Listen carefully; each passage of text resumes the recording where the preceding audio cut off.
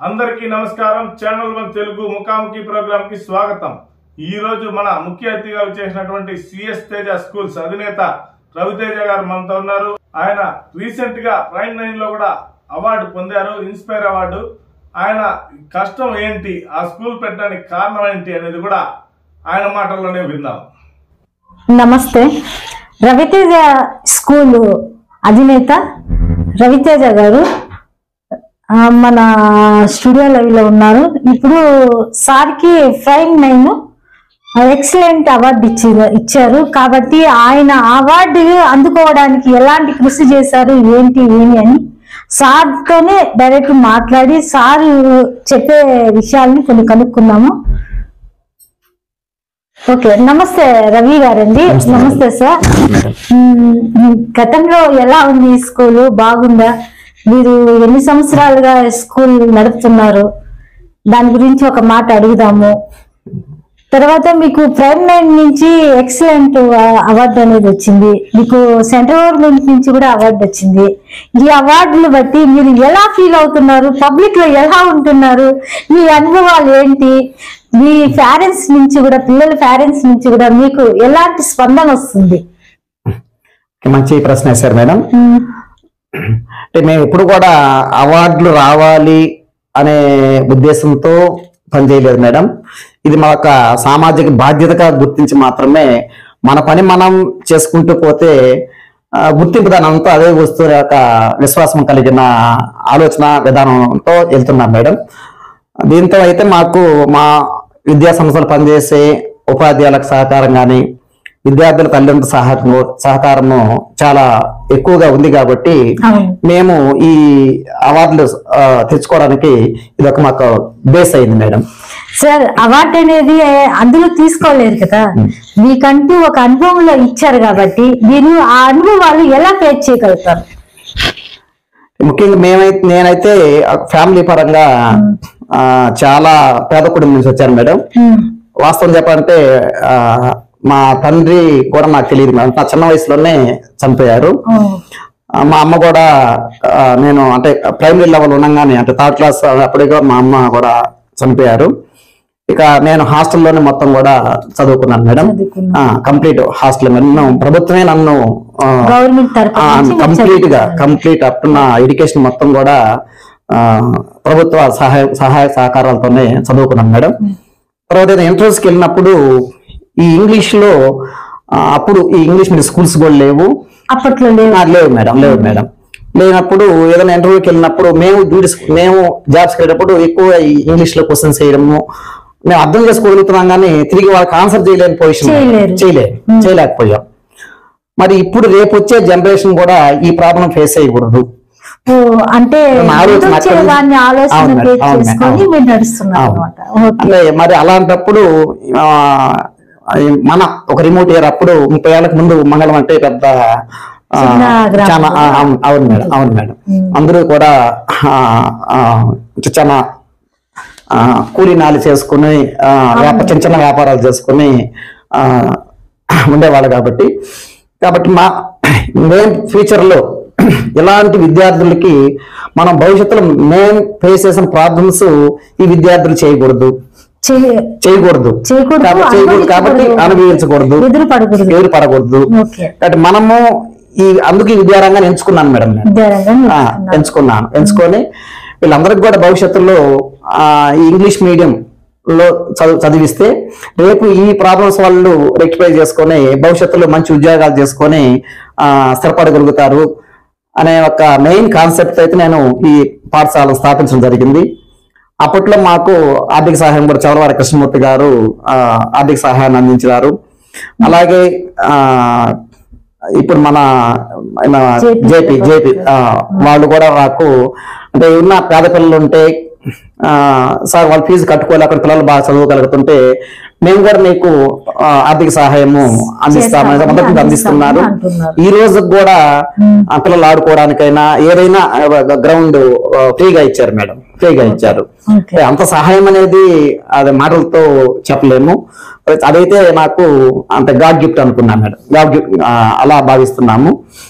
వీళ్ళందరూ కూడా ఏంటంటే సారు ఒక మంచి పని చేస్తున్నాడు అంటే ఎడ్యుకేషన్ పరంగా పిల్లల్ని మంచిగా తయారు చేస్తున్నారు. ఎక్కువ ఫీజులు పెట్టకుండా. అవును మేడం.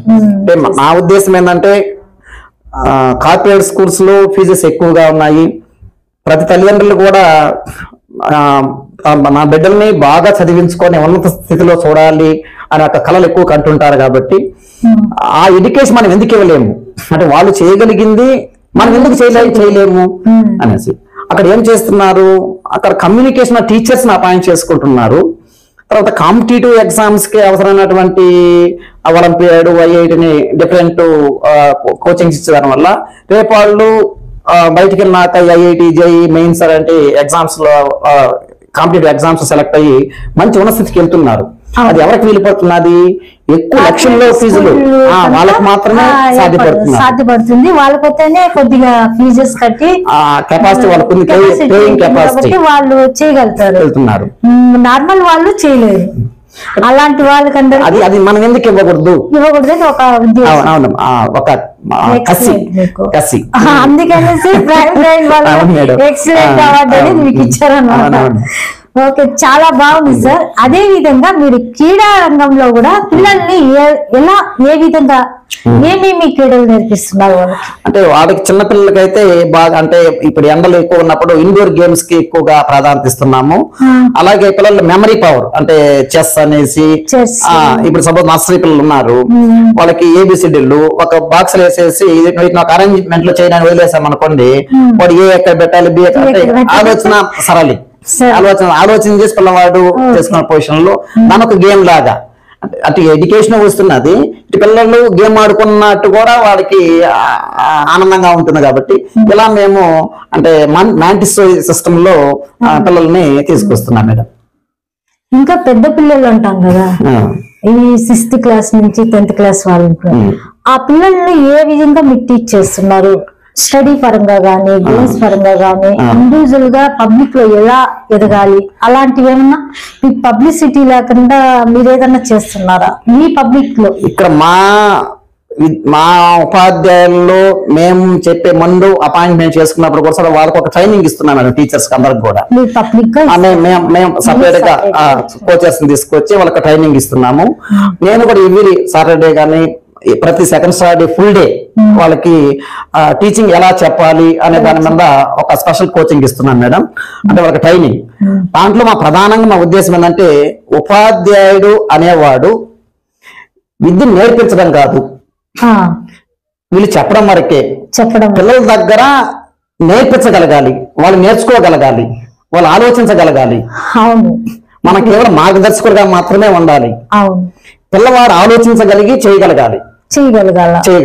ఇది మా కాన్సెప్ట్ మేడం. ఈ వర్షంలో పిల్లలకి అప్పుడు స్ట్రెస్ లేకుండా, ఎంతసేపు సిలబస్ కంప్లీట్ చేసేసాము, ఎగ్జామ్స్ అయిపోయినాయి, మాకు ఎగ్జామ్స్ మార్క్స్ ర్యాంకులు వచ్చేసాయి. ర్యాంకులు అనేది అన్ని స్కూల్స్ లో వస్తున్నాయి మేడం, అన్ని స్కూల్స్ లో వస్తున్నాయి. బట్ ఇక్కడ పిల్లవాడు బయటికి వెళ్ళినప్పుడు వాడికి ఆత్మ స్థైర్యంతో వెళ్ళాలి. నేను ఏ ఇంటర్వ్యూని ఎదుర్కోగలను, నేను జీవితంలో ఏదైనా సమస్య వచ్చినప్పుడు నేను ఫేస్ చేయగలను, సాధించగలను అనే ఒక ఆత్మవిశ్వాసంతో స్టూడెంట్ వెళ్ళినప్పుడు వాడు ఎక్కడ రాణించగలుగుతాడు. అంతేగాని ఏది బై హార్ట్ చేసుకుని నేను మార్కులు తెచ్చుకునేసాను అనే సిస్టమ్ లో వెళ్ళినప్పుడు ఎక్కడో ఒకటి మళ్ళీ డౌన్ ఫాల్ స్టార్ట్ అవుతుంది, డౌన్ అవుతుంది, ఏదో ఒక ఇంటర్వ్యూలో డౌన్ ఫాల్ స్టార్ట్ అవుతుంది. అలా కాకుండా అతనికి ఎక్కడి నుంచే వాళ్ళకి మనం బేస్ మానసికంగా వాళ్ళని ఒక మంచి సిస్టమ్ లో ఇచ్చినామంటే వాళ్ళు హ్యాపీగా వాళ్ళు ఉన్న స్థితి చేరుకోగలుగుతారు. ఆ తల్లిదండ్రులు కూడా చాలా హ్యాపీగా ఫీల్ అవుతారు. అంటే మా ఉద్దేశం ఒక కుటుంబంలో ఒక వ్యక్తి బాగుపడారంటే ఆ కుటుంబం మొత్తం కూడా బాగుపడతారు, వాళ్ళు హ్యాపీగా ఉంటారు. ఇది నా యొక్క మెయిన్ ఉద్దేశం మేడం. ఓకే సార్, మీరు ఈ స్టడీ పరంగా అడిగాను, ఏమనుకోరంటే 2 క్వశ్చన్లు అడుగుతాను. మీరు ఎక్కడ పుట్టారు, ఏ ఊరు నుంచి వచ్చారు, పుట్టుక సంబంధించి ఏమన్నా మాకు ఒక 2 విషయాలు పబ్లిక్, అంటే మీరు ఇంత పెద్ద అవార్డు తీసుకున్నారు, సక్సెస్ అవార్డు అంటే స్కూల్స్ ఆ పిల్లల నుంచి మంచి భవిష్యత్తును కోరిన వాళ్ళకే ఇస్తారు, అందరికి ఇవ్వరు కదా, అన్ని స్కూల్కి అనేది రాదు. కాబట్టి దాన్ని బేస్ చేసుకొని సార్ మీరు ఏ ఊరు నుంచి వచ్చారు? అది మాది మీకు ముందే చెప్పాను మేడం. యాక్చువల్ మాది కాళహస్తి దగ్గర చింతపూడి అనే విలేజ్ మేడం. నేను పుట్టింది అయితే అక్కడేను. ఆ పుట్టినప్పుడు మా అమ్మ నాన్న ఇద్దరు కూడా దూరం అయిన దాని వల్ల మా అక్క తీసుకెళ్లి నన్ను మా అక్క వెంకటగిరిలో ఇచ్చున్నాను మేడం, అక్కడ విలేజ్. అక్కడ ఆమె నన్ను చాక్కుంటా ఉంది. అక్కడ నుంచి హాస్టల్ అంటే వాళ్ళు కూడా భారం అనిపించేసి హాస్టల్ వేసేసారు. హాస్టల్ వేసారు. అవును, అంటే నాకు ఆ రూపాయి విలువ తెలుస్తుంది మేడం. అంటే పేరెంట్స్ ఎంత కష్టపడి నాకు ఫీజులు కడుతున్నారు, బట్ దానికి నేను న్యాయం చేయాలి కదా. అంటే ఆ రూపాయి విలువ అంటే వాళ్ళు ఎంత శ్రమిస్తే గానీ ఆ డబ్బులు కట్టుకునే దీనికి అంటే ప్రతి ఒక్కరికి ఊరికే డబ్బులు రావు కదా. ఎంతో శ్రమ చేసి ఎన్నో ఆశలు పెట్టుకొని మా పిల్లలు కమ్యూనికేషన్ ఇంగ్లీష్ బాగుండాలి, ఫ్లూయెంట్గా ఇంగ్లీష్ మాట్లాడాలి, మంచి మార్క్స్ తెచ్చుకోవాలి, మంచి డిసిప్లైన్ ఉండాలి, అన్ని తల్లిదండ్రులుగా వాళ్ళ కోరికల్లో చాలా ఉన్నాయి. బట్ వాటినన్నింటినీ ఒక్కొక్కటి అధిగమిస్తూ వస్తున్నాం మేడం. ఇప్పుడు మీకు ఎవరైనా సపోర్ట్ గా నిలబడితే ఇంకా కాలేజీలు పెద్ద స్థాయిలో ఇంకా ఏదైనా స్కూల్స్ డెవలప్మెంట్ చేయాలని ఆలోచనలు ఏమైనా ఉన్నాయా? ఇప్పటికీ నానైతే ఒక ఇద్దరు ముగ్గురు కన్సల్ట్ అయ్యారు మేడం. అయ్యారు మేడం. ఎందుకంటే సార్ ఎవరైనా వస్తున్నారా? వచ్చారు మేడం. సరే నేనేమంటే ముందు అంటే ఇంటర్ వచ్చి ఇంటర్ గెలిచి రచ్చ గెలవాలంటారు కాబట్టి ముందు ఇక్కడ ఈ లెవెల్లో పిల్లలకి నాకు ఒక ఆనందం కలగాలి. నేను పేరెంట్ ఆలోచనకి నేను రీచ్ కాగలగాలి, రీచ్ అవ్వాలి. రీచ్ అయినాక సెకండరీ ఆలోచన చేయాలి. అవునవును మేడం. ఇంకా పేరెంట్ ఆలోచనలు ఎక్కువ ఉన్నాయి, బట్ కానీ తక్కువ టైం ఇస్తున్నారు. టైం తక్కువ ఇస్తున్నారు పేరెంట్. ఎందుకంటే తొందరగా మా అబ్బాయి ఫ్లూయెంట్ ఇంగ్లీష్ మాట్లాడలేదు, మంచి మార్కులు ఇప్పుడే తెచ్చేసుకోవట్లేదు అనేసి. బట్ మేము ఇక్కడ ప్రీ ప్రైమరీ వాళ్ళకు కూడా సిబిఎస్ఈ కరికులం వాడుతున్నాం మేడం. ఈ కరికులం అనేది సపోజ్ ఒక యూకేజీ స్టాండర్డ్ బుక్స్ ఎత్తుకుంటే high school 6th 7th class standards ఉన్నాయి. అలా ఉన్నాయి. చూసినా కూడా వాళ్ళ బ్యాగ్ చూస్తేనే ఎక్కువ పెట్టుకొని ఉంటారు, ఇంకా వాటిలంతా చూస్తే ఇంకొక రకంగా ఉంటాయి. ఇప్పుడైతే మాకైతే అర్థమయ్యేది కష్టపడిస్తారు. ఇప్పుడు నిజంగా ముందు పాత చదువుల వాళ్ళకి ఈ సిలబస్ కనీసం పిల్లల దగ్గర హోంవర్క్ రాయించాలన్నా కూడా కష్టం మేడం. అవును, కష్టం మేడం. కాబట్టి ఇక్కడ మేము కూడా అంటే ప్రతిదీ పేరెంట్స్ మీద డిపెండ్ కాకుండా స్కూల్లోనే ఇచ్చే హోంవర్క్ ని ఇంటికి వెళ్ళి పిల్లలు సొంతంగా చేసుకోగలిగే విధంగా కూడా పిల్లలకి నేను ట్రైన్ అప్ చేస్తున్నారు మేడం. పేరెంట్స్ సహకారం అట్టే కూడా పేరెంట్స్ నుంచి ఏమన్నా రిపోర్ట్స్ ఏమన్నా వస్తాయి, వాళ్ళు హోంవర్క్ చేయలేరు. ఇక్కడ పేరెంట్స్ ఏమంటే మేము తక్కువ ఇస్తాం మేడం హోంవర్క్. కొన్ని స్కూల్స్ వాళ్ళు అంటే వచ్చి 1-2 గంటలు హోంవర్క్ రాస్తాడు, మా పిల్లవాడు 10 నిమిషాలు వెళ్ళిపోతాడు. అంటే మేమేంటే పిల్లవాడు ఇచ్చినది వాడు నేర్చుకోరాగలిగే ఇది ఇవ్వాలి. ఏదో టీవీ చూస్తారు, ఏదో ఎంత రాసిన వల్ల ఉపయోగం ఏమన్నది, ఉపయోగం పని పిల్లవాడిని ప్రెజర్ పెట్టడం ఎందుకు, వాడికి టైం కావాలి, హ్యాపీగా ఆడుకోవాలి అని చాలా తక్కువ హోంవర్క్ ఇస్తున్నాం మేడం. ఇది కూడా మా కంప్లైంట్స్ వస్తున్నాయి. ఇదే మాది కంప్లీట్ లో ఈ 13 years లో మీకు ఎప్పుడన్నా పేరెంట్స్ నుంచి ప్రెజర్ వచ్చిందా? పేరెంట్స్ రకరకాల మేడం. అంటే అర్థం చేసుకునే పేరెంట్స్ ఉంటారు. ఏంది మా పిల్లవాడు 2 years 1 year అయినా కూడా ఇంకా మా పిల్లవాడు అంటే వాళ్ళకి గెస్సింగ్ లోకి వస్తారు. 6 నెలలకే మా పిల్లవాడు ఇంగ్లీష్ నేర్చేసుకోవాలనే కొంత ఆలోచనలో వస్తారు. కొంతమంది ఇదే క్లాస్ పిల్లవాడు మా ఇంగ్లీష్ మాట్లాడగలుగుతున్నాడు కదా, మా బిడ్డకి మాత్రం మాట్లాడలేకపోతున్నాడు, ఆ ప్రాబ్లం మీదే కదా, మేము స్కూల్కి పంపిస్తున్నాం కదా అడుగుతున్నాను మేడం. ఇక్కడ ఏమంటే లాంగ్వేజ్ అనేది ఇంట్లో నేర్చుకున్నాకనే పిల్లవాడు స్కూల్కి వస్తాడు మేడం. ఇంట్లో నేర్చుకునే స్కూల్కి వస్తున్నాడు. దీంట్లో ఇప్పుడు మాకు మాక్సిమం అయితే 60 to 70% వరకు అయితే ఈ బ్యాక్గ్రౌండ్ ఎడ్యుకేషన్ పేరెంట్స్ వచ్చేసారు మేడం. ఇక 30 to 40% పూర్తిగా ఎడ్యుకేషన్ లేని పేరెంట్స్ ఉన్నారు మేడం. బట్ ఆ పిల్లలు ఇంట్లో కూడా పేరెంట్స్ మాట్లాడే దాని వల్ల వాడికి లాంగ్వేజ్ కొంత స్పీడ్ గా వస్తున్నది. వీళ్ళకి పూర్తిగా ఇంగ్లీష్ లో ఆ కోఆపరేషన్ లేని దాని వల్ల వీళ్ళకి కొంత టైం పడుతున్నది. బట్ పేరెంట్ ఏంది, ఆ పిల్లవాడు మాట్లాడుతున్నప్పుడు మా పిల్లవాడు ఎందుకు మాట్లాడలేకపోతున్నాడు అనేది ఈ ప్రెజర్స్ అయితే మేము ఫేస్ చేస్తున్నాం మేడం. బట్ మాకు కొంత టైం ఇవ్వగలిగితే పేరెంట్ గానే ఖచ్చితంగా ఒక 2 years లో పూర్తిగా ఈ ఇద్దరిని కూడా మేము ఈక్వల్ తీసుకురావడానికి ప్రయత్నం చేస్తున్నాం. సార్ మీ స్కూల్ తరపున నుంచి ఇప్పుడు చెప్పింది కాకుండా పేరెంట్స్ కి మీరు ఏదైనా చెప్పదలుచుకున్నారా? పేరెంట్స్ కి నేను ఒకటే చెప్తున్నాను మేడం, మనము అంటే ఈ కాలంలో మనం పిల్లలకి ఆస్తులు సంపాదించి ఇవ్వడం కంటే కూడా పిల్లలకు ఒక మంచి ఎడ్యుకేషన్ ఇవ్వగలిగితే ఆ పిల్లవాడు వాళ్ళు బతుకోగలుగుతారు. మీరు ఎన్నో కోట్ల ఆస్తి సంపాదించినా వాడు పోగొట్టాలంటే ఒక లింక్ క్లిక్ చేసినా కూడా బ్యాంక్ అకౌంట్ వెళ్ళిపోయే రోజులు మేడం ఈ రోజులు. అదే వాడు మంచి ఎడ్యుకేటెడ్ గా తయారయ్యాడు అనుకోండి, ఆ ఆస్తిని ఎవరు తీసుకెళ్లారు. కాబట్టి ఈ రోజు నాకు కష్టం ఉంది, ఈ ఫీజులు కట్టిన ఇబ్బందిగా ఉందంటే మేమేంటే కార్పొరేట్ లక్షలు స్కూల్ కట్టే వాళ్ళతో మేము పోటీ పడుతున్నాం. ఇక్కడ కూడా మాకు కొంతమంది వేరే స్కూల్స్ లో ఫీజు తక్కువ ఉంది కదా, మరి మీకు దగ్గర ఎక్కువ ఉందంటే ఇక్కడ నేను లాభాపేక్ష చేయట్లేదు. బట్ అక్కడ వాళ్ళు ఇచ్చే శాలరీ ఎంత ఇస్తారో ఆ శాలరీ వల్ల టీచర్ రావట్లేదు. ఏమన్నా ఆయమ్మ కూడా 12,000 15,000 ఇవ్వకుండా ఆయమ్మ కూడా రావట్లేదు. బట్ మరి మా ఫీజులు మీ దగ్గర ఎందుకు సార్ అంటున్నారు. దీంతో ఏమవుతుందంటే నేను ఈ వాళ్ళతో పోటీ పడేప్పుడు ఆ స్టాఫ్ ని అపాయింట్ చేయకుండా పేరెంట్ యొక్క కోరికలు నేను సాల్వ్ చేయలేను. అందుకు నాకు ఇతర స్కూల్స్ తో పోల్చుకుంటే మా దగ్గర కొంత ఫీజు అనేది ఎక్కువ అంటే ఎంత, బయట 1 lakh కట్టగలిగితే ఇక్కడ 25,000 మాత్రం కట్టుకుంటున్నాం. ఆ వేరియేషన్ చూస్తే అప్పుడే అర్థమవుతుంది. కానీ 12,000 స్కూల్స్ కట్టుకున్నప్పుడు మీరు ఎక్కువ వేస్తారా అంటున్నారు. ఇది పేరెంట్ అర్థం చేసుకోవాలి. దానికన్నా కొంత టైం అడుగుతున్నాం మేము. స్కూల్లో ఇప్పుడు స్టాఫ్ ఉన్నారు కదా, అవును మేడం, టీచర్స్ కానీ అటెండర్స్ కానీ సిస్టమ్ ఆపరేటర్స్ కానీ వీళ్ళందరినీ ఏ విధంగా తీసుకుంటారు మీరు? వాళ్ళకి స్టడీ పర్పస్ ఏమన్నా ఎంచుకుంటారా, లేకపోతే అంటే ఇప్పుడు తెలుగు వచ్చింటే చాలు, ఇంగ్లీష్ వచ్చింటే చాలు, అలా ఏమన్నా తీసుకుంటారా? అలా ఏం లేదు మేడం. ఖచ్చితంగా వీళ్ళు మా టీచింగ్స్ లెవెల్స్ చేరుకోగలరా లేదా అంటే వాళ్ళ సిస్టంలో మార్పు ఉంటే మేము ట్రైనింగ్ ద్వారా సిస్టమ్ మార్చుకోగలం. మనకు బంగారం మన దగ్గర ఉందనుకో మేడం, నువ్వు ఏ ఆవరణ తయారు చేసుకోగలవు అంటే నేను మ్యానుఫ్యాక్చర్ తయారు చేసుకోగలను, అంతేగాని బంగారం లేకుండా తయారు చేయలేము కదా, ఆ విలువ కావాలంటే. అందుకు అలాంటి టీచర్స్ రిక్రూట్ చేసుకున్నాక మేము ట్రైన్అప్ చేసుకుంటున్నాం. చేసుకున్నాక ఇదే మీకు చెప్పాను అంతకు ముందు, ఈ రిక్రూట్మెంట్ లో హెవీ శాలరీస్ ఇస్తున్నాం. అంటే మాకు మినిమం అంటే ప్రీ ప్రైమరీకి ఎత్తుకున్నా కూడా ఒక 20,000 తక్కువ శాలరీస్ లేవు మేడం. అలాగే హై స్కూల్కి ఎత్తుంటే అప్ టు 40,000 వరకు ఇస్తున్నాం. అంటే ఆఫ్టర్ కరోనా తర్వాత అయితే ఈ లివింగ్ ఆఫ్ కాస్ట్ పెరిగిపోవడం కానీ ఇవన్నీ కూడా అయితే వర్తబుల్ ఉన్న టీచర్స్ తక్కువ శాలరీస్ రావట్లేదు. ఎందుకంటే వాళ్ళకి ఆఫర్స్ ఉంటాయి.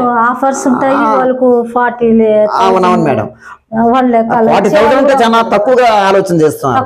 బట్ ఇక్కడ పేరెంట్ 10th క్లాస్ 25,000-30,000 కట్టమన్నా కూడా పోయి మంత ఫీజు వేస్తారంటున్నారు, అంత అంటున్నారు. దీంతో మాకు రెండింటిని బ్యాలెన్స్ చేస్తున్నా అంటే ఇక్కడ ఈ రోజు కూడా 30 ఏళ్ళ స్కూల్ అయినా ఈ రోజు కూడా రెంట్ హౌసెస్ లో ఉన్నాను మేడం. బట్ నేను కూడా టీచర్ శాలరీ తీసుకుంటున్నాను మేడం. సేమ్ అంటే అకౌంట్ పడిపోతుంది మేడం. నాకు నా శాలరీ 30,000 మేడం. ఆ 30,000 తోనే నేను ఫ్యామిలీ రన్ చేయాలి మేడం. రన్ చేయాలి అంటే అక్కడ వచ్చే ఆదాయాన్ని మీరు ఎంచుకోవడం లేదా? లేదు మేడం, లేదు. ఎంత ఒకవేళ ఫీజులు పెరిగినా కూడా దాని సబ్స్టిట్యూట్ గా నేను సాలరీస్ రైజ్ చేస్తున్నాను. అప్పుడు కానీ క్వాలిటీ ఆఫ్ ఎడ్యుకేషన్ నేను పేరెంట్స్ కి ఇవ్వలేను. ఇక్కడ పేరెంట్ కి మాకున్న చిన్న గ్యాప్ ఒకటే మేడం, వాళ్ళు తొందరగా పిల్లలు పికప్ కాలేదని అనుకుంటున్నారు. నేను పేరెంట్స్ కానీ మీ ద్వారా చెప్పడం ఏంటంటే కొంత టైం ఒకటి ఇవ్వండి.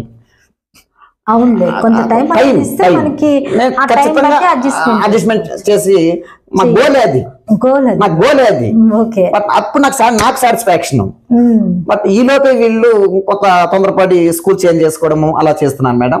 బట్ నమ్మకంగా ఉంచగలిగితే మాత్రము ఖచ్చితంగా 100% ప్రతి స్టూడెంట్ ని ఒక మంచి పౌరుడిగా, అలాగే ప్రతి పిల్లవాడు కూడా ఒక అంటే తల్లిదండ్రులకి గౌరవ మర్యాదలు తెచ్చే విధంగా వాళ్ళ బిహేవియర్లో చేంజెస్ తీసుకురావడం కానీ, అలాగే ప్రతి పిల్లవాడు సమాజానికి ఉపయోగపడాలి. సమాజానికి ఉపయోగపడాలి.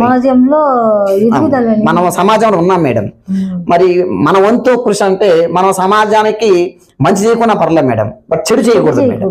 చెడు చేయకూడదు, ఇది చాలా ప్రమాదం, చాలా ప్రమాదం. ఇది మా ప్రతి స్టూడెంట్ కూడా అంటే అందరూ చెడు నేర్పించరు కదా మేడం, నేర్పించరు.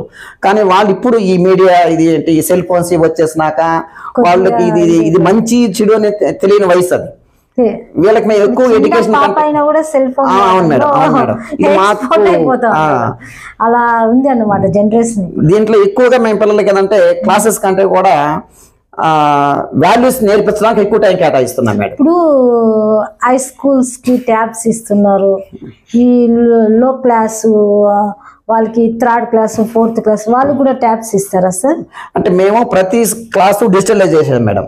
డిజిటలైజ్ చేస్తాం. చేసినాక ముందు పిల్లలకి ఆఫ్లైన్ లో పిల్లలకి ఎక్స్ప్లెయిన్ చేస్తాం, చేస్తాం. తర్వాత అదే సేమ్ ఇప్పుడు ఒక హార్ట్, ఇంతకు ముందు మనం బోర్డు మీద బొమ్మ హార్ట్ ఎలా ఉంటుంది అని బోర్డు గీసి చూపించేవాళ్ళం.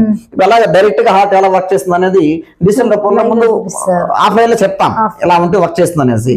దాన్ని మనం డిజిటల్ లో చూపిస్తాం వాళ్ళకి. అప్పుడు వాడి చూసినప్పుడు ఈజీగా ఎగ్జామ్ లో దాన్ని గుర్తు పెట్టుకొని రాయగలుగుతున్నాడు. ఇటు ఆఫ్లైన్ ఇటు ఆన్లైన్ రెండింటినీ కూడా ఎక్కువగా తీసుకొస్తున్నాం. అంటే ఇప్పుడు టెక్నాలజీ ఎక్కువ అయిపోయింది కాబట్టి ఎక్కువ పెరిగిపోయింది. అవును మేడం. ఇంకా మనకు ఫ్యూచర్ లో జాబ్స్ రావడన్నా కూడా ఈ సాఫ్ట్వేర్ హార్డ్వేర్స్ మీద ఎక్కువగా డిపెండ్ అవడము. కాబట్టి వీళ్ళకి ఎక్కడి నుంచి దీని మీద మంచి పట్టుంటే గానీ వాళ్ళ ఫ్యూచర్ లో జాబ్స్ తెచ్చుకోవడం కష్టం అయిపోతుంది. ఏదైనా కూడా సాఫ్ట్వేర్ అనేది లేకపోతే జాబ్ అనేది చాలా కష్టం అవుతుంది. అవును మేడం. ముందులాగా అయితే పెన్ను పేపర్ ఎత్తుకొని రాసేవాళ్ళు ఉంటారు. ఇప్పుడు ఎవరు చూడు సిస్టమ్ లోనే. ఈ చిన్న వర్క్ కైనా సిస్టమ్ లోనే వర్కే కాబట్టి చాలా బాగుంది సార్ అది. సార్ మాకు కన్ఫ్యూజన్ అనేది ఉంది. ఏమంటే రవితేజ స్కూలా సిఎస్ తేజ స్కూల్ అని కన్ఫ్యూజన్ అవుతుంది. ప్రజల్లో అందరూ కలిసి రవితేజ స్కూల్ అంటున్నారు. కాకపోతే దీంట్లో సిఎస్ తేజ స్కూలా రవితేజ స్కూలా మాకైతే ఇప్పటికి కూడా అంతుపట్టడం లేదు. థ్యాంక్ యూ మేడం, మంచి క్వశ్చన్ వేశారు మేడం. యాక్చువల్ గా సిఎస్ తేజ అంటే చదలవారి శ్రీనివాస్ తేజ మేడం. అది కూడా సార్ మాకు ఆ రోజు ఆర్థిక సహాయము అందించిన దాని వల్ల స్కూల్స్ కి ఆ రోజు మేము సార్ వాళ్ళ కొడుకు పేరుతో మేము స్కూల్ పెట్టాం మేడం. ఇక్కడ ప్రజలకు వచ్చేప్పటికి నా పేరు రవి మేడం. తేజ స్కూల్ అంటే సిఎస్ అని జనాలు పలకడం కంటే రవి నా తేజ స్కూలా ఇది రవితేజగా మాడిఫై అయిపోయింది. ఇక్కడ మేము రికార్డు ఏం మార్చలేదు. తేజ కలిపి రవితేజ అన్నారు. ఇది జనాల్లో అది వాళ్ళు క్రియేట్ చేసేసారు మేడం. ఇంకా అలా చెప్పండి కానీ పేరెంట్స్కి అర్థమయ్యలేని పొజిషన్ మేడం. అందుకు ఈ ప్రాబ్లం అయితే వచ్చింది madam. Okay sir, thank you sir. మీ సమయాన్ని మాకు కేటాయించినందుకు మా ఛానల్ తరపు నుంచి ధన్యవాదాలు తెలియజేస్తున్నాను సార్. ఓకే సార్, మీకు ప్రత్యేక ధన్యవాదాలు మేడం. Thank you sir.